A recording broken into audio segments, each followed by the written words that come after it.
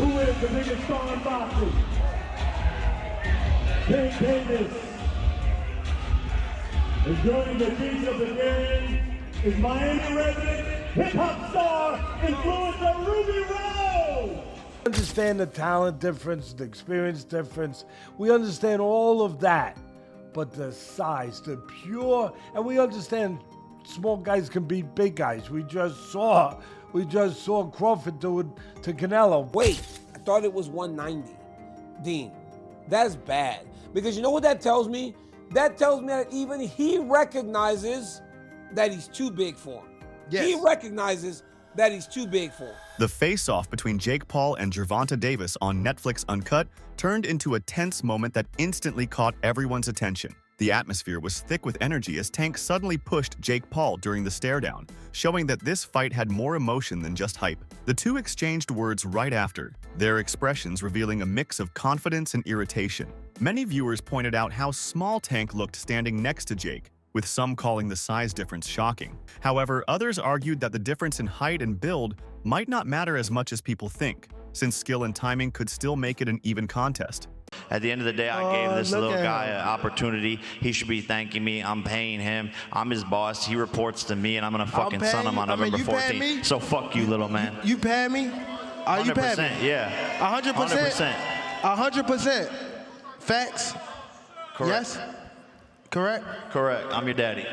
Teddy Atlas, a veteran boxing trainer and commentator known for his sharp insights, analyzed the face-off between Jake Paul and Gervonta Davis and immediately focused on the size gap between the two fighters. In his view, the difference wasn't just noticeable, it was overwhelming. He described Jake as towering over Tank, saying the smaller man would need a ladder to even reach Jake's chin. For Atlas, boxing has always been about skill, timing, and willpower, but physical dimensions still play a key role when the gap becomes extreme. He drew a comparison to when Canelo Alvarez moved up to challenge Terence Crawford, noting that even though Canelo stepped into a heavier division, the two still looked naturally compatible. In this case, however, Atlas believed the physical imbalance was far too wide for it to be fair competition. He explained that Davis might have the experience and explosive power to surprise anyone, but against someone as tall and strong as Jake Paul, the matchup looked mismatched from the very beginning. Things, right?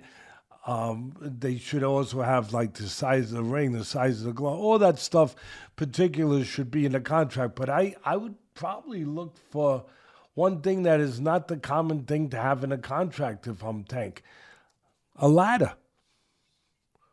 A ladder. Can I get a ladder? Somebody? You know what I mean? Hey, look, if he hits him on the chin the way he can punch, Jake might be doing a dance. You know what I mean? Not voluntarily either. Well, but we'll get into that more later. The thing that I'm talking about right here is what you said. It was stark. The size difference was really, you couldn't ignore it. We understand the talent difference, the experience difference. We understand all of that. But the size, the pure, and we understand small guys can beat big guys. We just saw Crawford do it to Canelo, but a little different. The size difference was, it was eye-catching, jaw-dropping. And it made me think, and I'm going to ask Richie, our man here who's doing all the taping, who does such a marvelous job. I'm going to ask him, because I know he's an expert in this area, but it reminded me of one of the Rocky movies where they had the face, where they did the wrestling thing with Rocky and Hulk Hogan, a.k.a. Thunderlips. He was Thunderlips back there. And I thought I had it right, and it was confirmed to me. It's Rocky III. Greg Hackett, a respected boxing coach and trainer, shared his thoughts on Gervonta Davis's approach and expressed confidence in Tank's mindset. According to Hackett, Davis is not easily distracted by the noise surrounding the fight or by the hype that Jake Paul's promotional team generates. He said Tank knows what he wants and how to get it. Inside reports from the gym reveal that Davis has been training with intense focus, showing no sign of underestimating his opponent. His sparring partners described him as sharp and relentless, pushing himself beyond usual limits. It's something for you to do to try to keep you fresh and this and that, keep your name hot. You got to stay in the algorithms. You know, it's just a lot of pressure on fighters. And I feel like Tank being at, what is he, 30 years old? And you got kids. See, what people forget about is it come a time in a man's life where he just wants to slow down. You know what I'm saying? We can't all run around like we used to back in the day. I mean, that's tough to do. Sometimes you just want to sit down, enjoy your fruits, and I feel like that could be what he's going through. He want to just enjoy the fruits of his labor, and enjoy life. And people don't want to hear that because they feel like you got more work to do. But it's his life. Observers who watched him at media events also noticed how composed and steady he looked, focused but calm, showing that he understands the stakes. For Tank, this fight goes beyond fame or paychecks. It represents a statement that he can step into any stage, under any spotlight, and still perform like the elite fighter he is. A win here could elevate his name in mainstream circles, giving him the same attention that YouTubers and influencers enjoy, while proving that pure skill still triumphs over spectacle. In the press conference, and you can just look at him and tell, like, no, this dude he's going to get this money for sure, because there's so much money out there to be had. But Jake Paul better be not playing around, man.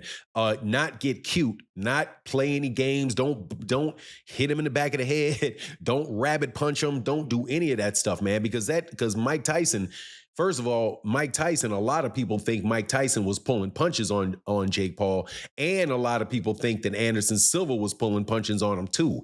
You're not going to have a little Gervonta out there pulling punches on you, man, if you're out there playing games. So, I don't like the fight at all. However, as far as it being an entertaining situation, I almost guarantee you that fight itself is going to be entertaining.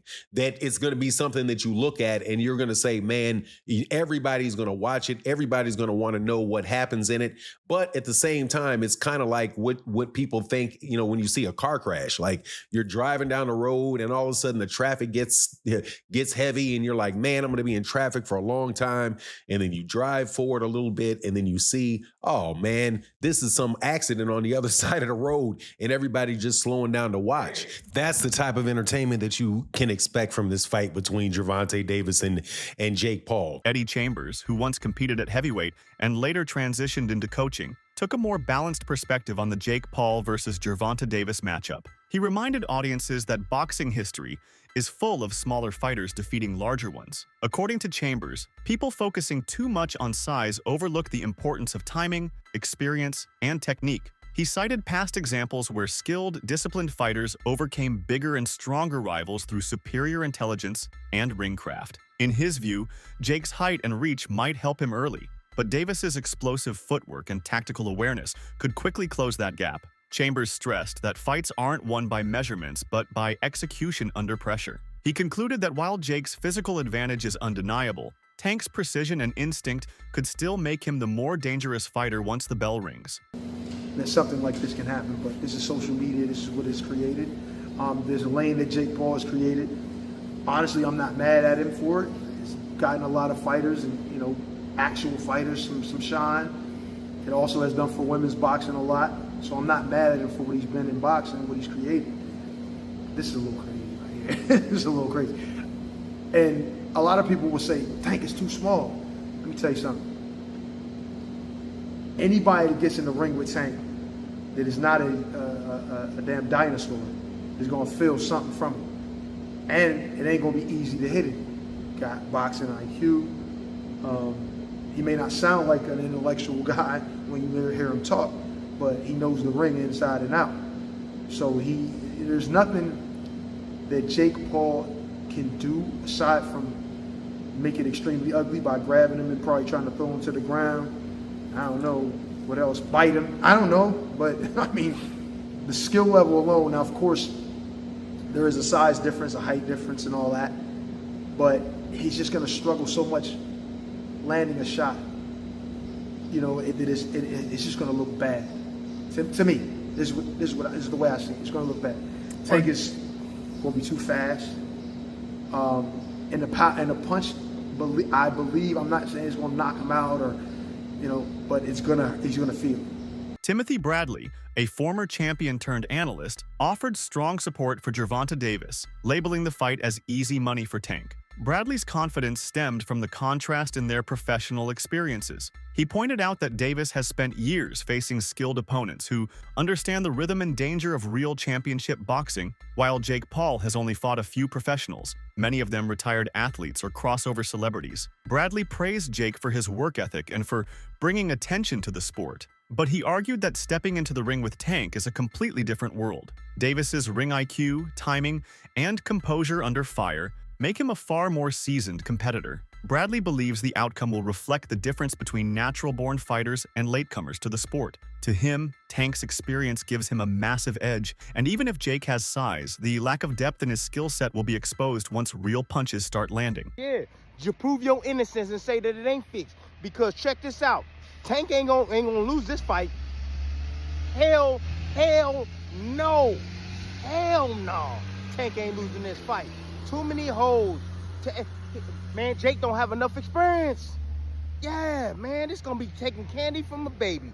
You know, Jake is missing the rules. See, this is what happened when you don't grow up in the game. When you don't grow up in the game, man, at a young age, this is what happens. You know, you start reading your own press clippings. That's what Jake is doing. You know, fighting this lower level competition, and now he think he the ish. Now he think he the man. He ain't the man. You kidding me? He is not the man. Oh no. Yeah. False sense of security. Now he trying to pick on small folks, right? You know, and I don't mean that in a bad way. Yeah, I'm just saying size-wise. Yeah, that's another thing, boxing one-on-one. You can't pay attention to size. Hell no. I told y'all it's the size of the heart, right? In that damn dog. It ain't the size of the damn dog, and I told y'all that, man. Yeah, it's the same thing here. And it's about the smartest dog. Tank too smart for him. Tank got too much boxing IQ for Jake, man. This gonna be easy. Easy. Like I said, man, Tank, please, man. Don't do this to boxing, bro. If there's anything, man, shoot. Man, we can put together some kind of like account for you, a GoFundMe account or whatever, bro. And we can, all your fans can give you $1, bro. So that way you don't be blowing this fight. It's easy, bro. This sparring section. You know, look, I'm so confused. I don't know what the hell to call this. The circus? Just call it a circus. Yeah, just call it a damn circus. Because, you know, one minute they said, oh, this is the fight. Paulie Malignaggi, a former world champion and boxing analyst, offered a harsh take on Gervonta Davis, claiming that Tank's career has been overprotected and under-challenged. Malignaggi argued that Davis hasn't fought anyone truly dangerous or proven himself against the top of his division. His opinion was that Davis's reputation is built more on highlight knockouts and careful matchmaking than on real competition. Still, Malignaggi's comments reflect a broader debate within boxing about whether Tank has tested himself against enough high-caliber opponents. While fans often defend Davis's skill and knockout power, critics like Paulie insist that greatness requires taking risks against top-tier fighters. Despite the criticism, Davis remains one of the sport's biggest draws, known for his speed, accuracy, and power, even if his resume continues to divide public opinion. He's trying to clown people, but then he admits that Tank is the biggest name in Western boxing. So doesn't even make sense. Listen again. Boxing, either the fans have gone down to the dumbest level possible, or the media themselves have gone down to the dumbest level possible for. See, so he's already trying to roast the fans and anybody who says Tank's the face of boxing, basically calling people dumb, right? Oldest trick in the book. But then he says, I understand that Tank is probably the biggest name in the West. Naming this guy as the face of boxing. I understand we don't have anything. The fact that I understand we don't have anything. Keep listening. Maybe this is the biggest marquee name in the West at the moment. Right. Maybe this is the biggest marquee name at the moment in the West. He is the biggest name in the West. Name somebody bigger. Right? Point blank, period. So you're off to a bad start. Name calling. Then you're acting like you don't understand it whilst mentioning he's the biggest name in boxing. and you're saying it's disturbing. Why is it disturbing?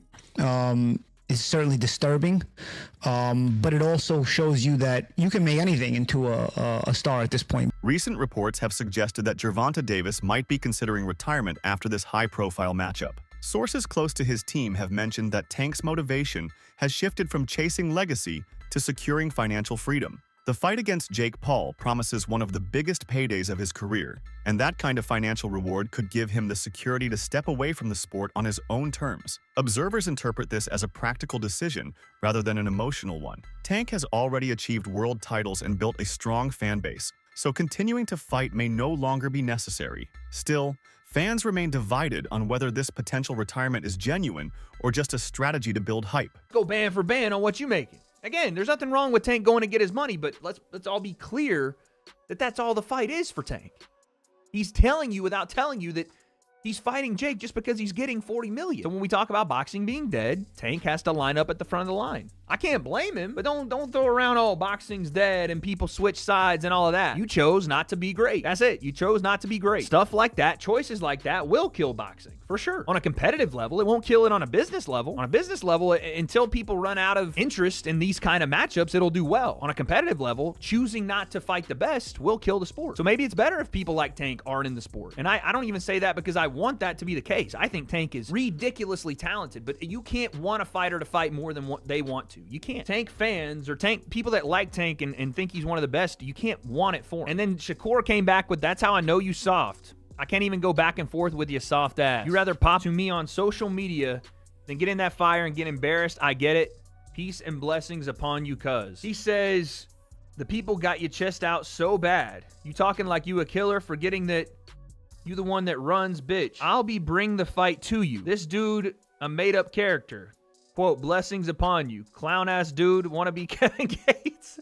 Oh my goodness. I mean, here's the thing though. You can't say that stuff about Shakur if you're not willing to fight him. This is the point I think that we're going to come to today, is that Tank can say all this stuff he wants, but if you're not willing to fight Shakur, then none of it means anything anymore. Even if you believe that Tank is going to knock him out, even if you believe that Shakur's a runner, or that he's not in the trenches, or he's not a boxer that's willing to bring the fight, or whatever, none of it matters. You're talking from the sideline because you won't fight him. What does that say about Tank? Showbiz, the adult, a boxing commentator and YouTube analyst, took a more nuanced approach, acknowledging both the strengths and flaws in Jake Paul's boxing journey. He credited Jake for revitalizing fan interest in the sport, especially among younger and casual audiences who rarely follow traditional boxing. By using his massive online presence, Jake has transformed boxing promotions into global entertainment events, introducing the sport to millions who might never have watched otherwise. However, Showbiz also recognized the criticism surrounding Jake's matchmaking choices. Many in the boxing community argue that Jake has avoided facing equally matched or naturally sized opponents.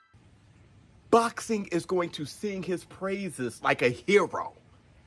Though Jake Paul is definitely appreciated by the boxing world when it comes to what he is giving to the sport, especially women's boxing, okay? I mean, it goes without saying that Jake Paul, an MVP, has added to the sport of boxing. But Jake Paul, the fighter, people are over his shit.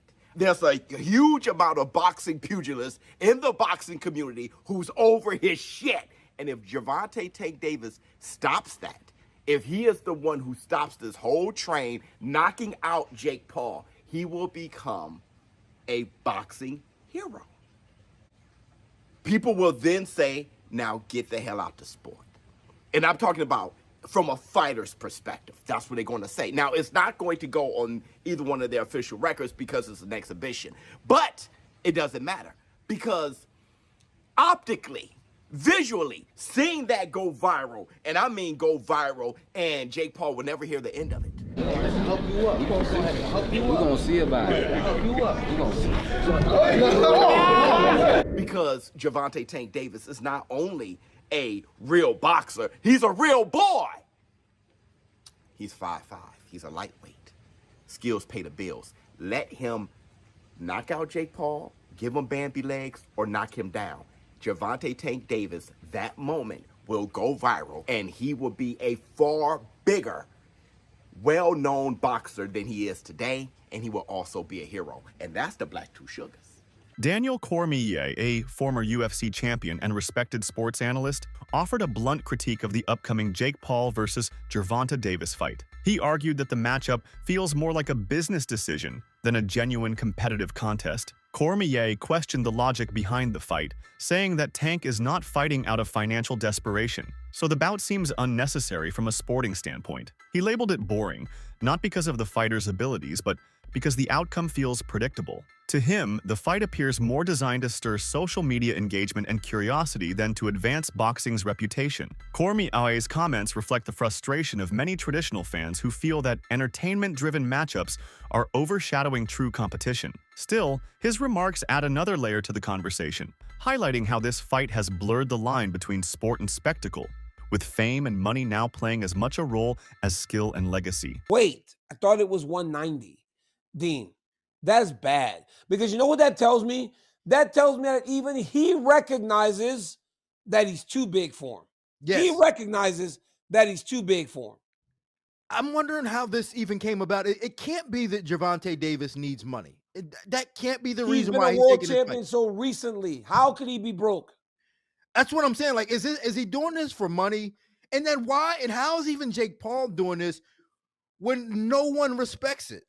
Like, I can't think of anybody that respects this. But Jake Paul has been able to carve out and make his own lane in boxing, and I've never seen anything like it, bro. He literally, I mean, we don't know what weight class he fights in any situation.